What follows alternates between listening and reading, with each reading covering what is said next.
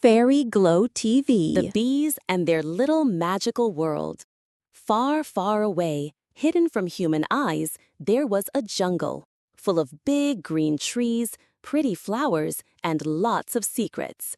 Right in the middle of this jungle stood a big old peepal tree. But this was not just any tree. Inside it, there was a magical world, the secret world of the bees. Yes, it's true. Bees don't just make honey.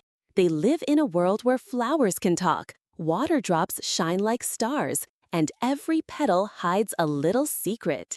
The queen of this world was Queen Ruhi, and her cutest and dearest friend was a tiny little bee named Meethi. Meethi was very small, even smaller than the other bees, but her eyes were always full of wonder and her heart was full of questions. She would often ask, "Queen Ma, is there anything outside our world? Can humans ever see our magical place?" Queen Ruhi would smile and say, "Our world is safe only because it is hidden. Humans break things they don't understand." But Meethi's questions kept growing bigger in her heart. One day, something strange happened in the jungle. The air felt different, flowers started drying up, and the honey lost its sweetness. Queen Ruhi called all the bees and said, "Someone has stolen our magical dewdrops. If we don't get them back, our world will slowly disappear." Everyone became quiet. It was very serious. Then little Meethi stepped forward and said, "Queen Ma, I will go. I will find our drops and bring them back." All the bees looked shocked. A tiny bee like her on such a big mission? But Queen Ruhi looked into her brave little eyes and said, "Okay, Meethi, but listen carefully. Don't go into the human world. It is very dangerous." Meethi nodded and flew off on the biggest adventure of her life. She flew over magical flowers, shiny lakes, talking butterflies, and happy green leaves. But the magical drops were nowhere to be found. At last, she reached a place where no bee ever went, the human garden. Meethi hid behind a flower and saw a small boy, about 8 years old, playing with his toys. Near him was a small glass bottle, and inside it the magical drops were glowing.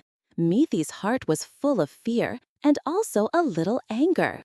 "Oh no, a human has taken our most special thing," she whispered. Just then, the boy's mom came and asked, "Beta, what is that?" The boy smiled and said, "Mama, I found it near the forest. It's so beautiful. I'll keep it inside my book." Meethi understood. The boy liked the drops, but he didn't know he was hurting their magical world. Now Meethi had to decide. Should she quietly steal the bottle and fly away? Or should she talk to the boy and try to explain?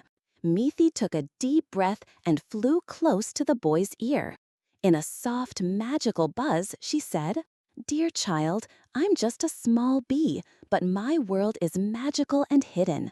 The drops you have, they are our life. If you don't give them back, our world will be gone forever." The boy was shocked. At first, he thought he was dreaming, but then he saw Meethi and he saw her tiny teardrops. Very gently, he opened the bottle and said, "Take it back, Meethi. I didn't know. I'm so sorry." Meethi smiled with love and said, "Thank you. You are the first human to listen to us. From today, you are our friend." She flew back home to the big peepal tree to Queen Ruhi. And guess what? The flowers started blooming again, the honey turned sweet again, and the whole bee world was filled with joy. Queen Ruhi hugged Meethi and said, "You showed us that even a small bee with a big heart can save the world with courage, wisdom, and kindness."